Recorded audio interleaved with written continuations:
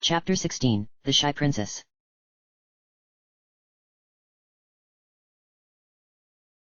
The Legend of Sunset Shimmer, Majora's Mask. By Ganondorf 8.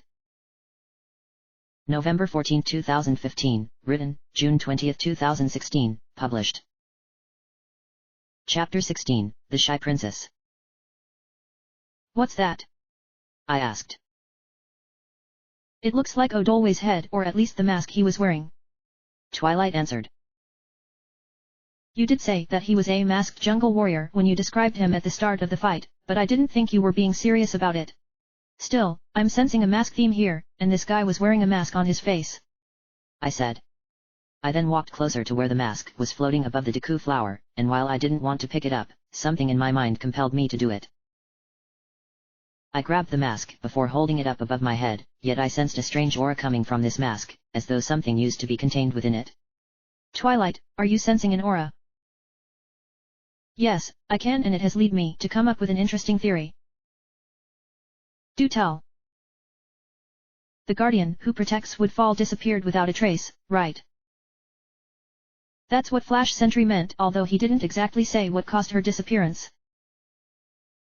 Well, I think I've got a pretty good idea what happened. The aura coming from this mask feels majestic, ancient, far beyond our own understanding, as though the guardian itself had been sealed within this mask. I know it sounds rather far-fetched and I'm just pulling at straws here, but it's the best logical conclusion that I can come up with given what little we do know. Twilight said. Her theory held a lot of weight and made me come to my own conclusion. If this had happened to the Guardian of Woodfall, had the same thing happened to the other three? If so, then Starlight had done something really terrible, but why go to such lengths just to play some pranks? Everything was beginning to make a tiny bit of sense, yet there was much that remained elusive. This mask that Odolwe wore felt weird in my hands, and not because he had been wearing it. It used to be the face of a monster, yet it felt right for me to hold it. He had been defeated and this mask was proof that I had conquered him. I had an incentive burrowing through my mind that compelled me to put the mask on, but I quickly got such thoughts out of my head. The option didn't even become an issue when the mask suddenly wrestled itself from my hands, and began floating upwards of its own volition. Twilight. What did you do?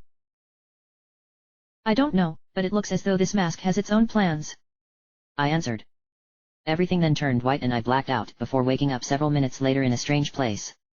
I mean, I had all kinds of strange locations in the past, but this location definitely was up there as unusual. There was this blue presence all around me caused by the blue sky, and there were strange blue columns that resembled streams of energy, but the weirdest thing had to be me standing on top of a pillar that was small in diameter. That's when I noticed that I was no longer in my Deku scrub form, and was instead human. Had collecting Odolwe's mask changed me back instantly? Why did the mask bring us here? Don't ask me, Twilight. Something about this place feels magical, like I'm sensing equestrian magic, but also a different kind of magic that's beyond even my knowledge. Twilight said. That's when she noticed what looked like a giant figure behind one of the streams of energy, and brought it to my attention by bopping me on the head. Sunset, it appears we're not alone here.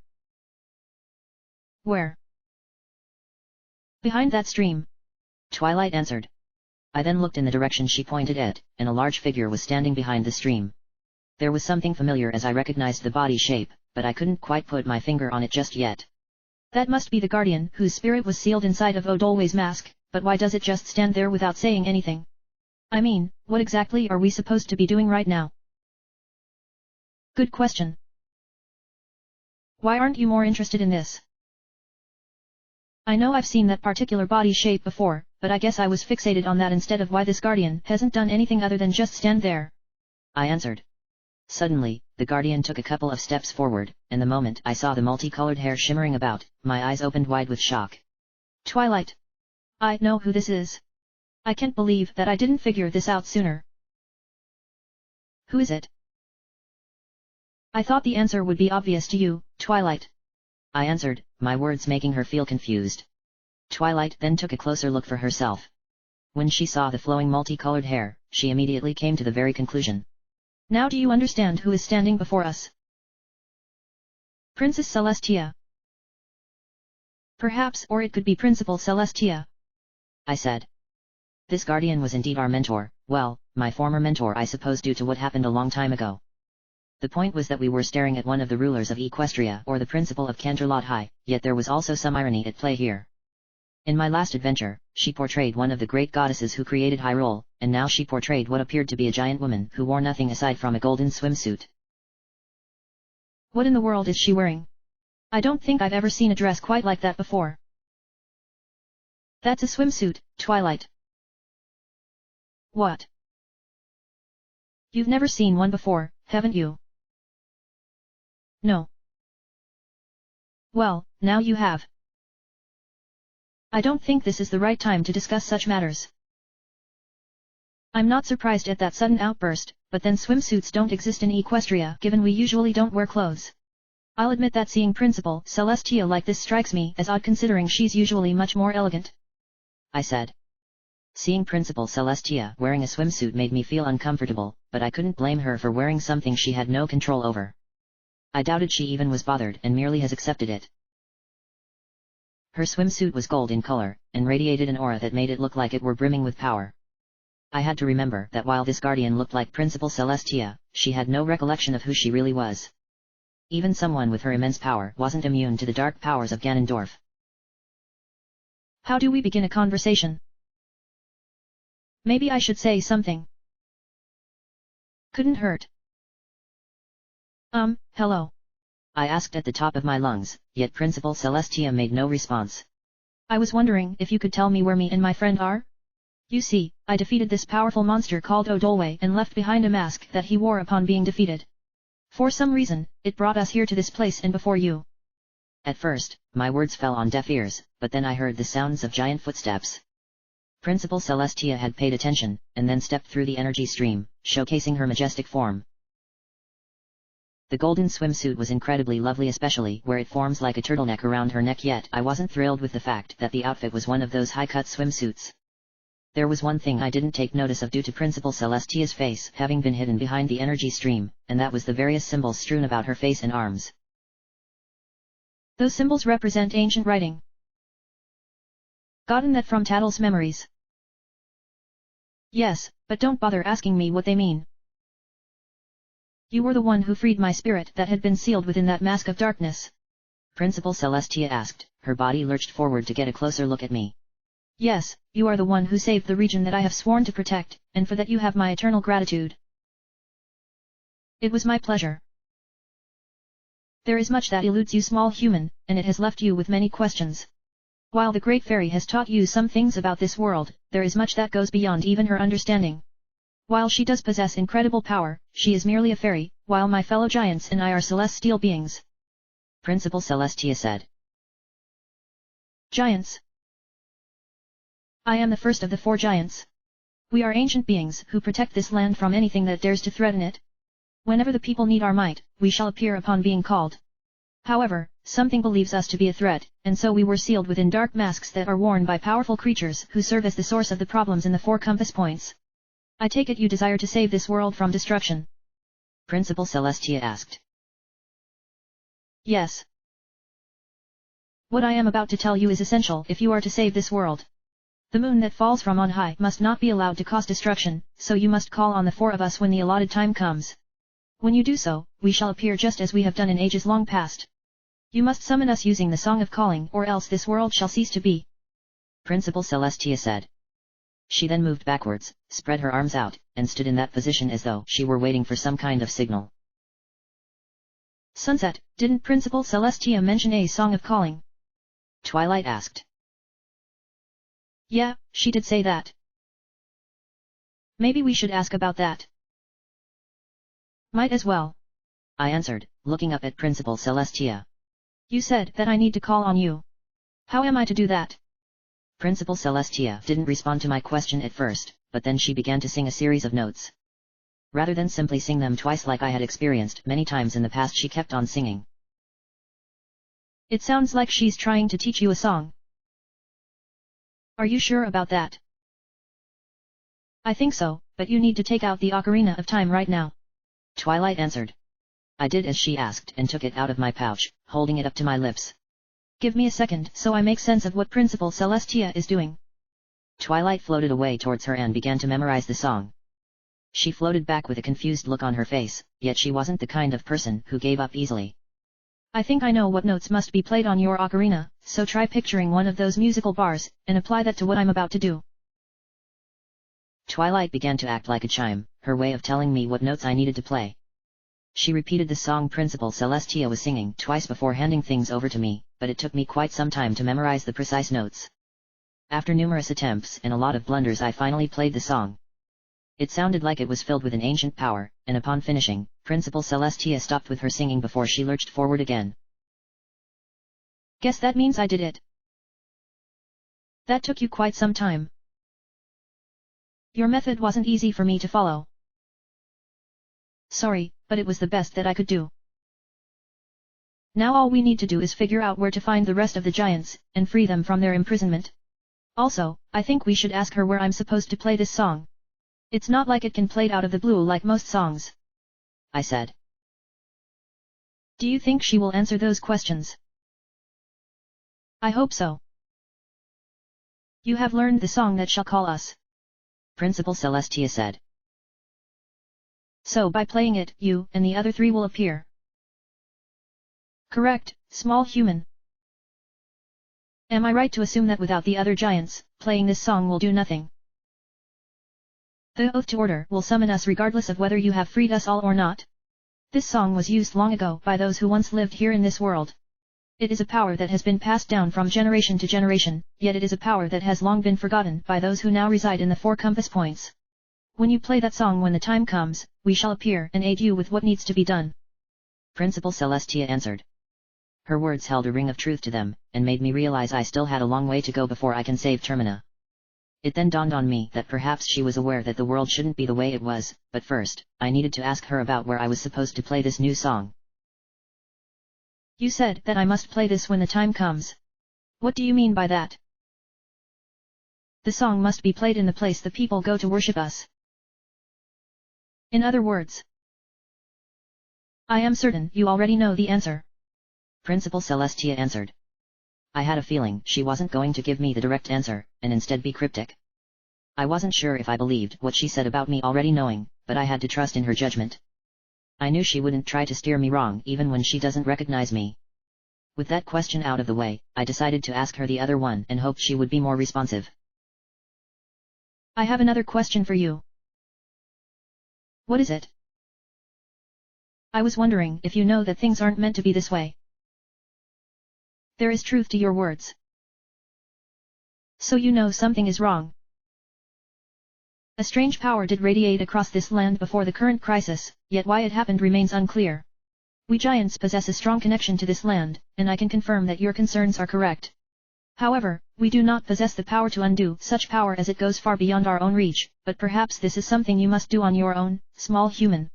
We shall aid you in preventing the looming destruction, but what happens after that will be on your shoulders, Principal Celestia answered. I was expecting her to have said something more positive about what Ganondorf did, yet I suppose it was the best I could get from her. I also suspected that she was unaware as to who Ganondorf was.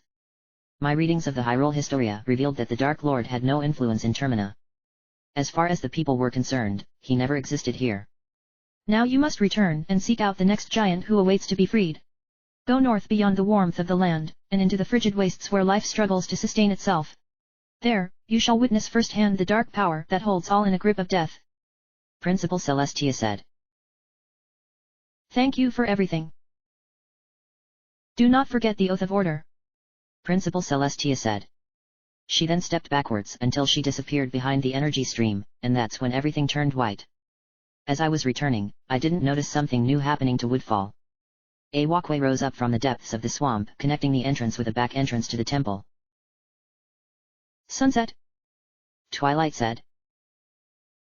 Yeah. Is this what you had to do in your previous adventure? Pretty much, but I was way more hesitant due to constantly questioning everything. I always kept complaining about what I was supposed to be doing, and over time I slowly grew adjusted to it. Looking back on it now, Spike really deserves a lot of credit for having put up with my whining despite him taking the entire journey before he believed me, I answered. Sounds to me you two had a memorable time, filled with twists along the way. Such as, Like him, I answered, pointing straight towards a familiar shadow who was very much real this time around as opposed to appearing in my dreams. Ganondorf's silhouette had appeared before me, and I was too afraid to draw my sword and shield. Was this fear? Was I scared to face him out of fear of being killed? So, you have awakened one of the protectors as I knew you would, child. You have once again proven yourself worthy of my expectations. Do not think for even a second that this means that you and your little friends are free of my power. Ganondorf said. What has brought on this encounter? If you believe that I am here to do battle with you, then know that you can relax. Now is not the time for our contest. No, that shall come when the time is correct. The power I am sensing within you has increased since last we spoke, and yet it can become even greater were you to shed away the light and embrace your true self. Ganondorf answered. Already, I knew he desired for me to go back to who I used to be, but I've no desire to go back to that ever again. He then smiled at me that I could see in the form of a white marking appearing on the bottom of his silhouetted face. That meant he knew what my answer was going to be. His ability to foresee the future and apparently read minds was truly immense, as it meant there was nothing I could hide from him. You know what I'm going to say. The light continues growing inside of you. How amusing, and yet misguided at the same time. Ganondorf said, his eyes glowing bright yellow. He was using intimidation to frighten me, and it worked because I was shaking like a leaf. Darkness is a power that you once embraced, child. You would consume it without hesitation and do anything necessary no matter the cost to claim it. You would even destroy the strongest emotions for it. Is it no wonder that the she-demon you became still exists? Or, perhaps that creature is merely a shell of what was once a powerful being. I'm never going back there. You cannot escape the taint. Taint? When you first committed an act of darkness, the day you betrayed your teacher, your heart became corrupted, tainted with evil, and that taint still exists even now despite everything you have done to move on from the past. Nothing you do will ever remove this taint, so if you believe that you can, you are merely deluding yourself. And I have not forgotten the likes of you, Princess Twilight Sparkle. There is a taint of darkness within your heart as well. Ganondorf answered. His gaze sharply turned towards Her Highness, and she quickly darted behind my hat to shield herself from his sight. What does this taint do? The more evil acts you perform, the darkness grows stronger until it has consumed your very being. How long it takes depends on the willpower of the one tainted. Should you possess a weak will, it would not take long for you to become corrupted. If the opposite is true, you would last much longer, and perhaps even control such darkness. Ganondorf answered. I was starting to understand where he was coming from with his choice of words. Even though I've changed my ways and become a much better person, the darkness within my heart still existed. An example would be whenever I lose my temper. That must be the darkness within me coming forth. I guess no one can be considered purely good unless they never once committed an act of evil, but what did he mean about Twilight having a taint of evil inside of her heart as well? I've known her for a long time, and not once had she ever done anything that can be viewed as evil, yet maybe she did some things before we met or after she became a princess in Equestria. Come to think of it, I didn't believe I ever asked her if she ever did something that constituted as having been malicious. Okay, so I'm not perfect. Try as you might, the darkness within cannot be snuffed out by heroics. Something just occurred to me, Ganondorf. Why did you mention the she-demon? You already know the answer, child, so there is no need for me to explain. Ganondorf answered. My suspicion was right after all. The ones I sensed earlier who were in possession of equestrian magic were indeed Sunset Demon, yet who was the other one? I quickly slapped my forehead when it became apparent as to the identity of the other demonic creature.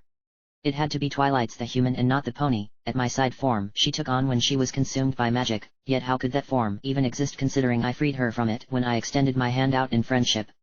Darkness is a force that can never be destroyed. It must exist alongside light, as both forces clash against one another for supremacy, yet those who fight on the side of light strive to blight out evil. Light and darkness existing together. It seems the teachings of the one who guided you are false, but then that is not surprising. Already, your vision of a world where only light exists crumbles apart, yet it will be interesting to see how such convictions will stand when you see the truth. I am done with you for now, child, but do not get complacent. The next time we meet, we shall have our contest. Know that I shall not hold back, so you must fight as though your very life hangs in the balance. Ganondorf answered. He then began to laugh before his silhouette became consumed in flames, and all I could do was cover my eyes as everything went white before losing consciousness. Sunset?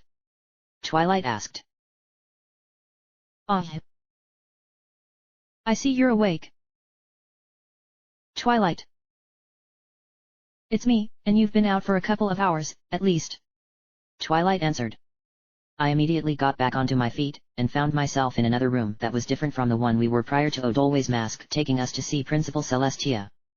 There was nothing of interest apart from branches hanging on the ceiling that served as support beams to keep the ceiling from collapsing. Upon looking around a little more, it turned out the branches were connected to an old tree that looked as though the temple had been built around it. Are we still in the temple? I think so, but we should look at the map just to be sure. Twilight answered. I took it out from my pocket, unfurled it, and took a closer look at it. We were still in the temple, but in a room that was completely isolated. The only way we can get out of here is by going that way, but I'm happy to announce that all 15 stray fairies have been accounted for. We can pay a visit to the fairy fountain where I'm sure you'll receive some kind of reward. We can't leave just yet. Why not? The Deku princess is still missing, and we need to find her to save the monkey. Right. We've got to prove his innocence before the Deku scrubs wrongfully punish him. Where do you suppose she could be? I don't know, but we don't have much time. I answered. Both of us then began to think about a possible location this Deku princess could be located, but we were drawing blanks as we combed every room aside from this one. She could be standing behind us, but what were the chances of that? That's when I heard a strange shuffling coming from behind me.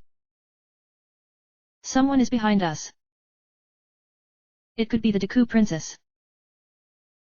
Or a powerful monster that has been placed here to kill us were you to overcome Odolwe. Twilight said. While her suggestion did sound pretty ridiculous, I couldn't rule it out because I had been in similar situations before. Drawing my sword and shield, I turned around to face whatever made the noise, and it turned out that the only thing behind me was the tree. It had what looked like foliage-like bars covering up an entrance to a small alcove within. Is that supposed to be a cage? If so, then it's not the most practical one I've seen. Whatever made that sound is coming from within, so let's see who's in there. I said. Walking carefully until I was right next to the foliage, I cut it down with a single slice of my sword. Inside of the alcove was nothing apart from a young Deku child who looked at me with a confused expression in her eyes. I had a look of shock on my face. I was staring at someone Twilight and I knew very well, yet I guessed I shouldn't have been surprised that this was the role that she ended up portraying given who she portrayed in Hyrule. Standing in front of me was Fluttershy, this time in the form of a Deku scrub, who wore a beautiful dress that had her cutie mark on the front of it. I made a quiet nod to Twilight that she understood immediately. While this princess resembled our quiet friend, she had no recollection of the human world, so we needed to approach her in the proper manner. She looked surprised that someone had managed to come all this way, so hopefully I could speak to her without any problems. What I should have done first was figure out how I was supposed to bring her back to Tree Hugger, as I doubted anyone among the Deku even knew where she was.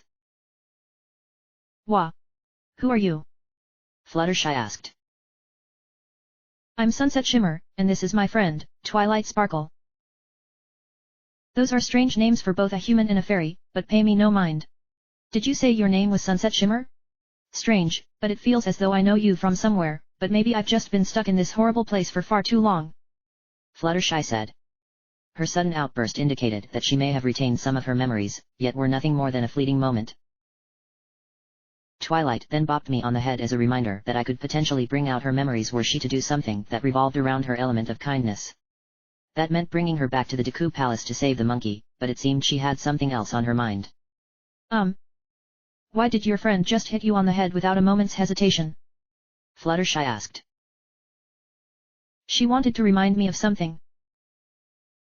I see. There's no need for you to worry about it, Fluttershy, as it's something I forgot about.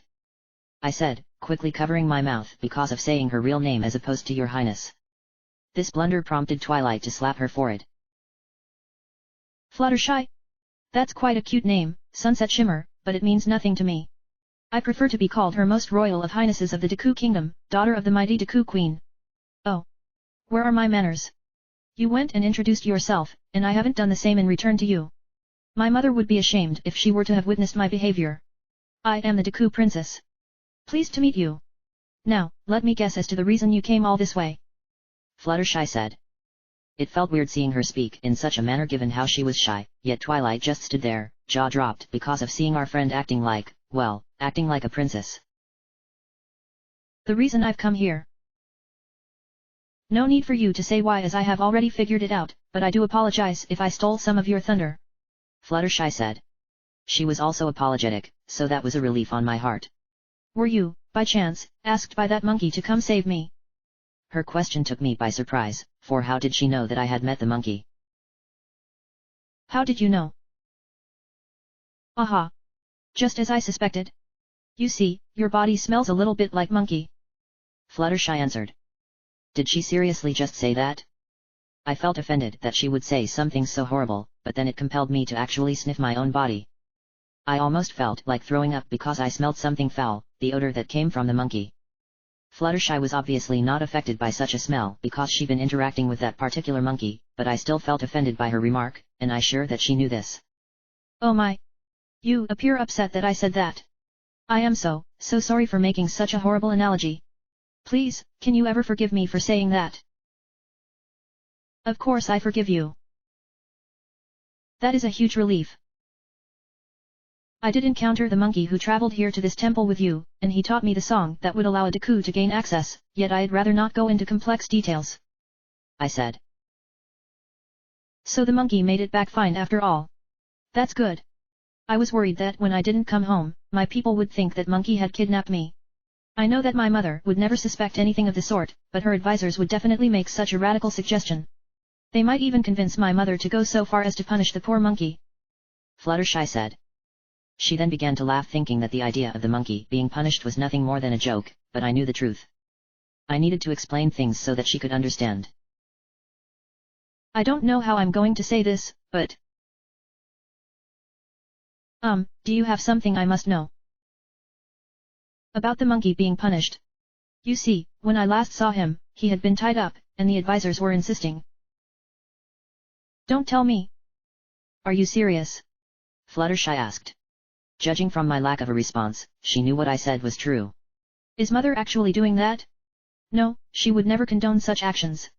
No, this has to do with her advisors. They are always trying to convince her to be more aggressive, yet she always resists their efforts. They always were ambitious, what with their desire to perhaps one day have an even greater sphere of influence over my mother. Oh yes. I've known about their desires for quite some time. They sound like they're trouble. Yes, they do make hasty decisions. Well, we haven't any time to lose. We must get to the Deku Palace before that innocent monkey is punished. I have a small confession to make, Mrs. Sunset Shimmer. I'm not comfortable with traveling great distances, so you will need to carry me back to my mother. I'm really sorry for suddenly placing such a burden on you. Fluttershy said. Was she serious? I had to carry her around on my back while avoiding monsters? I wasn't liking where this was going, but it looked as though I didn't have much of a choice. Given her size, she wasn't that heavy, but it would slow me down. Are you having second thoughts? Fluttershy asked. I don't think I can carry you on my back, as I do need to be able to fight. Yes, that would be a problem, so here is another option you might consider. Could you please find something to carry me in so you can take me to the Deku Palace? I don't mind tight places, so surely you have something you can put me in to carry me. Fluttershy said. Did she just suggest that I use a bottle, and put her inside of it? I couldn't even imagine how wrong that sounded, but I didn't have many options available at that point. If you have anything at all, then, by all means, take it out and use it right here. I know it sounds strange, but it is the only alternative we can go with, otherwise it would mean sending some Deku scrubs to bring me back, and that would take too long. Also, I doubt the advisors would believe your story, and possibly throw you into the dungeon. Fluttershy said. I do have an empty bottle. I said, taking it out of my pocket. Then use it without hesitation. Are you sure? Yes, so please scoop me up into your bottle, and deliver me to my mother as soon as possible. Fluttershy answered. I didn't feel comfortable about doing that to her. Not only did her request sound dangerous, it also sounded ridiculous. How could she even fit into a bottle anyway? It's not like she could magically shrink herself down to a small size and enter it of her own accord. I'm not sure about your idea personally. Your mother might not like it. It will be fine, Mrs. Sunset Shimmer, so don't let such a thing trouble you. There is one thing. What's that? Before I can deliver you to your mother, I need to take a slight detour by paying a visit to the fairy fountain. I have to restore the great fairy back to normal, whose body was shattered into pieces by someone who possessed terrifying power. I answered. That is acceptable, Fluttershy said. That went better than expected. I was certain she would complain about me wasting time because the life of that monkey was hanging in the balance. She was okay with it. She must have known that restoring the great fairy was important to her people. I took out the empty bottle and walked over to her, sweat dripping down from my forehead. I just couldn't accept what I was about to do, but it was the only way to transport her. When I scooped her up, Fluttershy disappeared and was inside my bottle.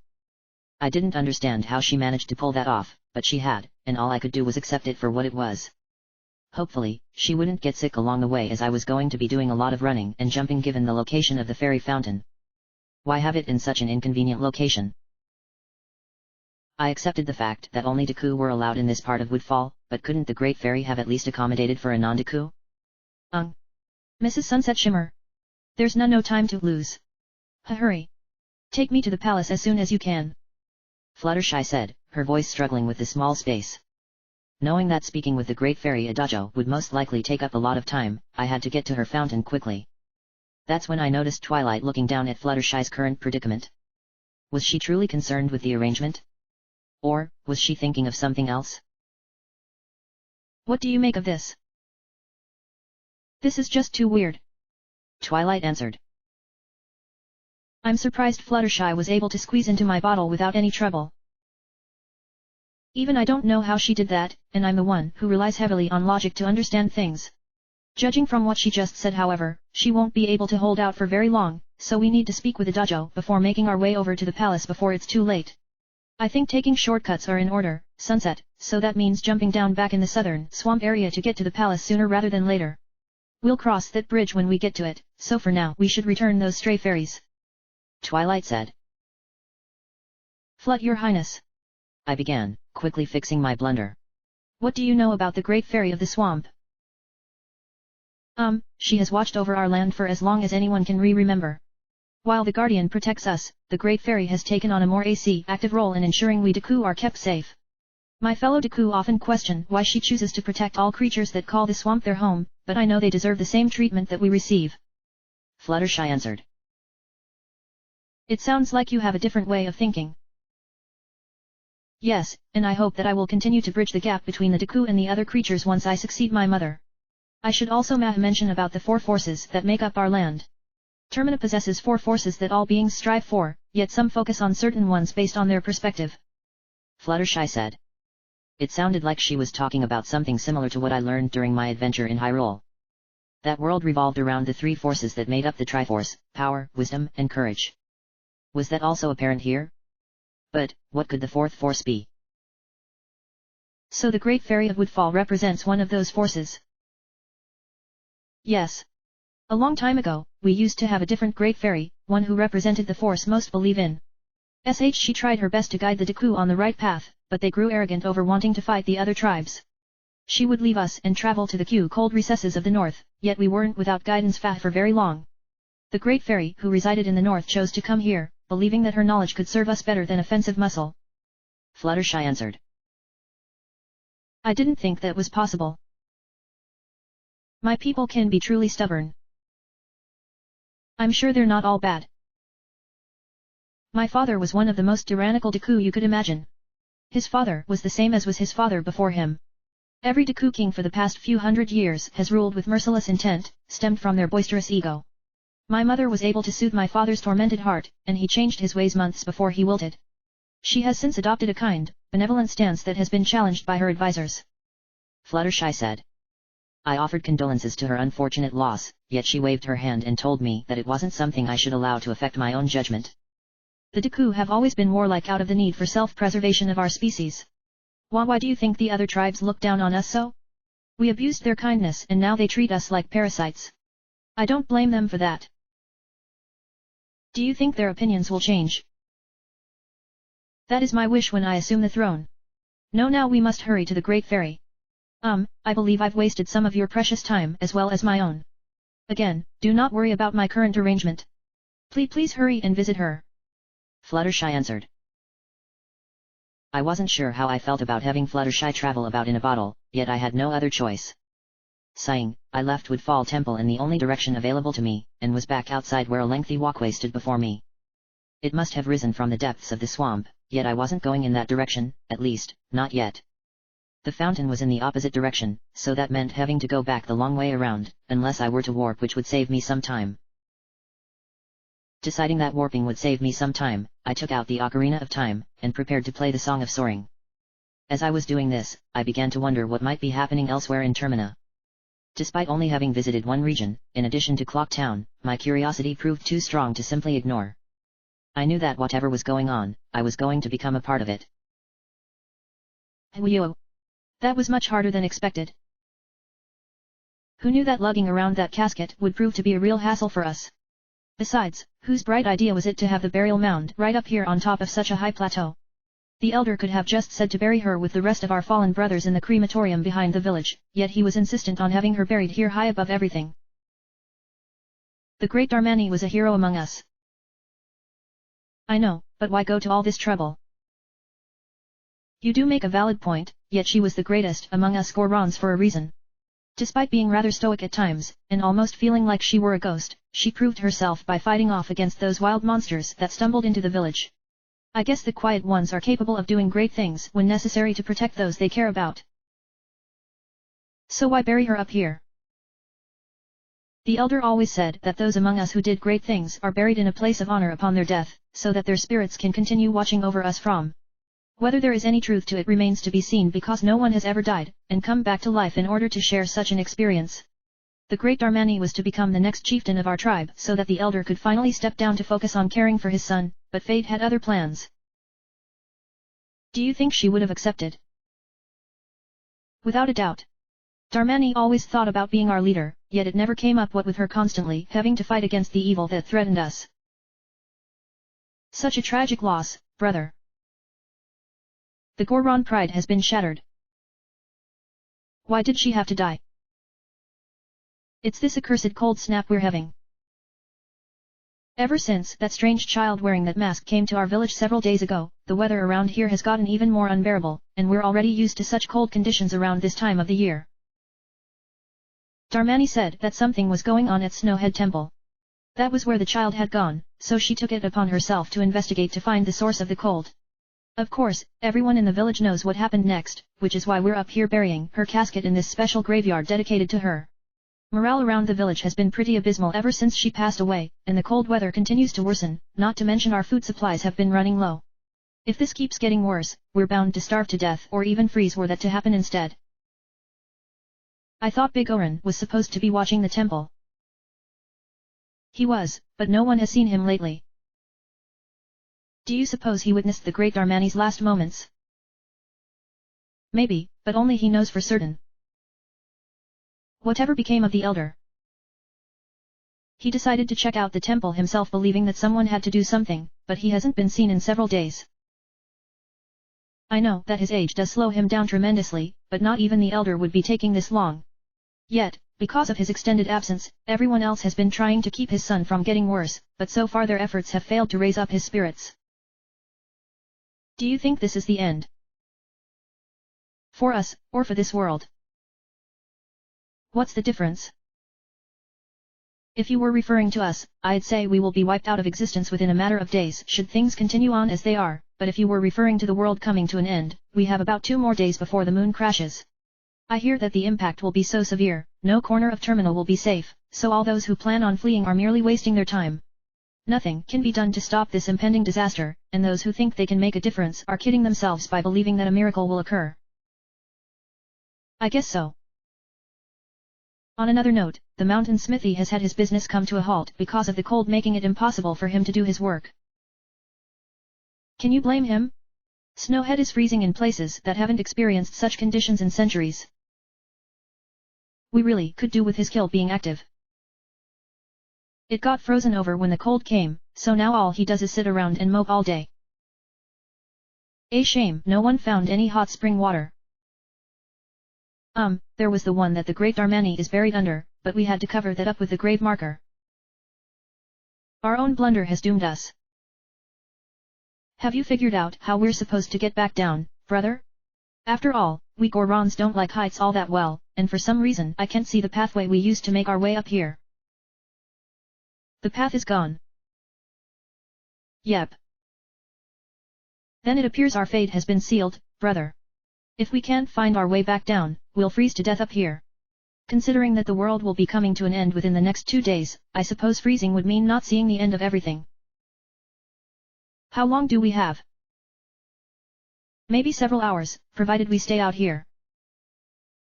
Are you suggesting that we go instead the burial site of the great Darmani? No one must desecrate her grave under any circumstances.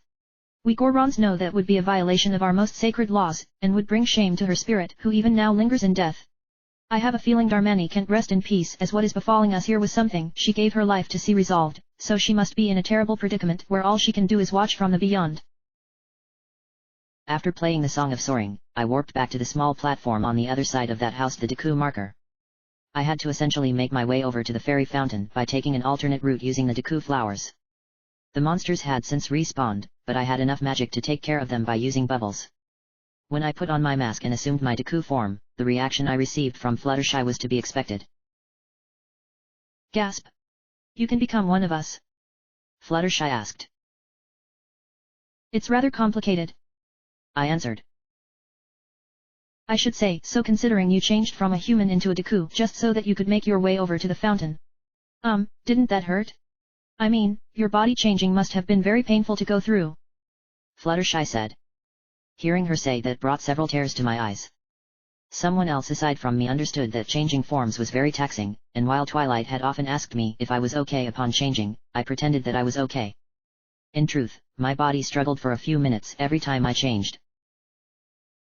At first, I was afraid that Fluttershy would inform her people that I was not a real member of their tribe, and that I used a powerful magic to assume the guise of a Deku. She happened to notice my disappointed expression, prompting her to inquire about it. You seem upset about something, Mrs. Sunset Shimmer. Did I say something that has offended you? If so, then I apologize for making you unhappy. Was I that obvious? You may be a powerful heroine who possesses strange magical powers, but even someone of your nature is easy to read based on the emotions that seep forth from your face. You don't have to explain anything because it's not my place, but if you want to tell Memi, I am willing to listen. Fluttershy answered. I then smiled and revealed certain points regarding my mission.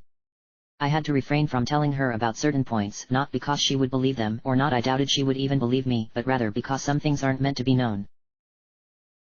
I couldn't tell Fluttershy that I had the power to go back in time. Manipulating time was something that no pony in Equestria ever did due to how dangerous it was. Her Highness had told me of such matters after she came through the portal several days after the Friendship Games concluded. Starlight Glimmer, the one who has caused this world to unravel, used time magic in her bid to change history. No pony had achieved what she had done, and she could have shattered the very fabric of Equestria's existence. Luckily, Her Highness was able to get through to her before the damage had become permanent. Time magic was viewed as being too unwieldy. Even Star Swirl the Bearded, who created some of the most powerful time magic to have ever existed, never attempted to use such magic. Once I finished with my explanation, Fluttershy went quiet for a moment, and I feared that she may have succumbed, but in truth she had been thinking about my words carefully, and attempted to express her deepest sympathies. I am so sorry that you have to endure so much, Mrs. Sunset Shimmer, all in a valiant attempt at saving this world. It's something that I must deal with as a result of destiny. I never wanted to have to do this, but fate dealt me this hand, so now I have to see it through to the end. Let me be clear with you for a moment, Your Highness. I have no intention of allowing anyone else to go through what I've seen. I said. Such an awful experience. And it will only get worse before it gets better. If it's any consolation for you, Mrs. Sunset Shimmer, if I wasn't stuck in this bottle right now, I'd give you the biggest hug you've ever felt. I don't mean it out of common courtesy, nor would I take my status into consideration. You must feel alone constantly, what with having to fight against unspeakable horrors on your own, but know that if you ever need some kindness, I can provide that comfort even when I don't understand the full consequences. Fluttershy said. That's really nice of you. Everyone deserves kindness to keep them going through such tough times, and you could definitely use some to help you through the tough times. Fluttershy said. It would soon become clear to me that Fluttershy had just showed me some kindness, a representation of her element of harmony, so it looked like my theory was correct. My friend's elements had survived the transition between the human world and Termina to some capacity, yet their memories were a different matter altogether. They vaguely remember how things should be, but what they've become here had taken permanent hold over their minds. If only there were a way for them to remember these experiences without being forced to forget them every time I reset things back to the beginning.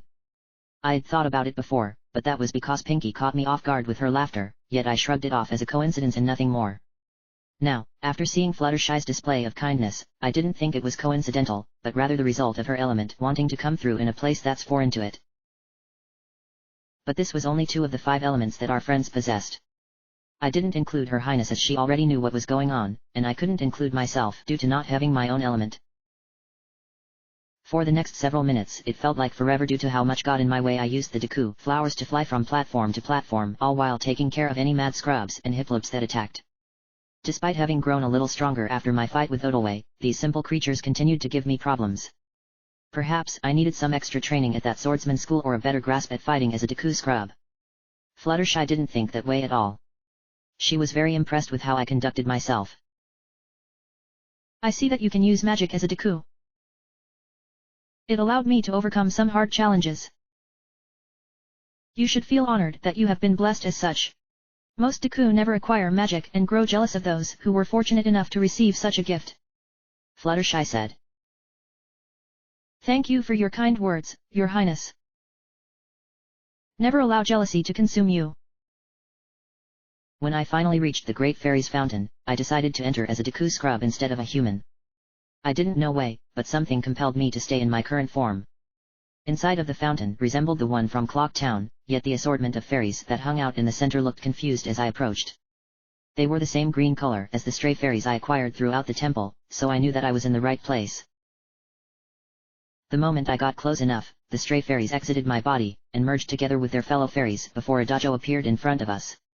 Unlike her previous self, who had the orange-colored hair she was known for, this version had green-colored hair. She was even wearing a green gown as opposed to the plain white one from before. Welcome Tattle, and kind, young one. I am the Great Fairy of Wisdom. I thank you for returning my broken and shattered body to normal. It also seems that you have the princess of the Deku tribe present, so welcome to you as well. Adajo said. Things should be back to normal now that the guardian of this region has been rescued. Yes. I sensed that the guardian had returned when a great power emerged from the temple. I also know that you were the one who freed it from its imprisonment. Are you surprised that I knew the guardian had been sealed inside of a dark mask? You need not be, for there is nothing in this swamp that does not elude me.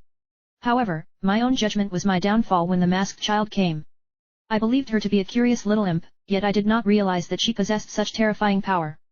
Before I had a chance to stop her, she shattered my body to pieces and took half of the stray fairies to the temple. Adajo said. That explains how they got there. I was powerless without the rest of my pieces, but now you have fixed what had been broken. Why is Starlight Glimmer doing this? An odd name to be sure, but I shall answer your question. It seems the masked child is lashing out against the guardians because she feels they have wronged her, and her great power makes her perform terrifying deeds that she does not fully comprehend. Why they have wronged her I do not know, but perhaps one of the remaining guardians may have an idea. What I do know is the masked child continues to grow in power. Were that power to reach its maximum potential, this world would succumb to a terrible fate. Adajo answered.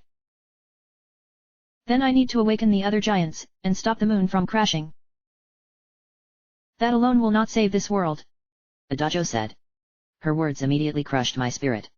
I was expecting her to say something along the lines of, by calling the guardians from their respective places of rest, you can prevent disaster from coming. But it sounded like there was more that needed to be done. Even if the guardians were to succeed in their anointed task, the masked child would still be on the loose, and can easily begin a new disaster. How am I supposed to combat something like Majora's mask? There is a way, but it involves collecting something legends say is filled with a similar darkness. Adajo answered. That didn't sound all that good, as darkness heavily influenced me during my younger day, but it sounded like I had to embrace this particular darkness. There exists a mask somewhere in this world that possesses a power far beyond mortal minds can comprehend. Even the guardians cannot begin to fathom the power contained within it. However, one simply cannot find this mask anywhere.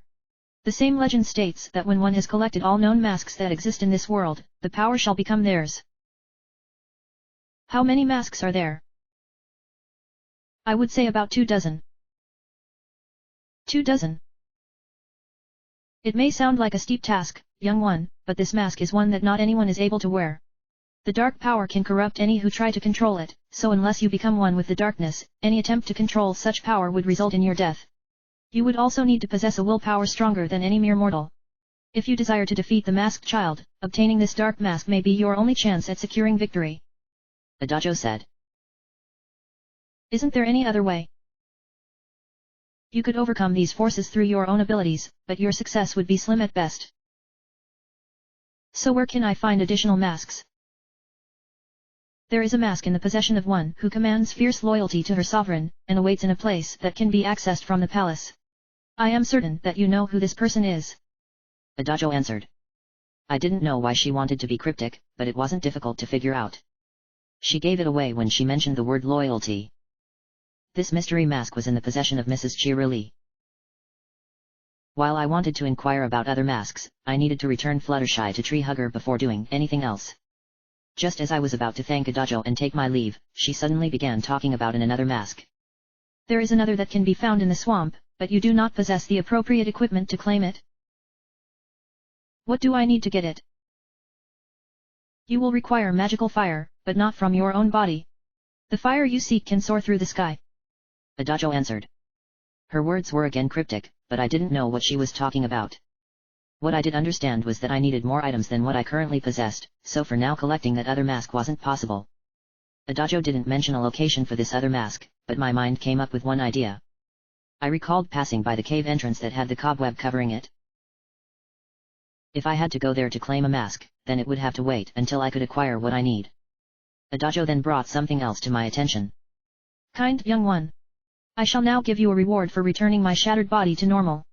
It shall prove most beneficial to one who uses magic as often as you do. I will enhance your magic meter, so receive it now. Adajo said, thrusting her hands out. She began to blow a powerful wind in my direction that enveloped me in a green haze, and it felt invigorating like I could do anything. I definitely needed this gift because I had this feeling things were only going to get harder from here. To be continued.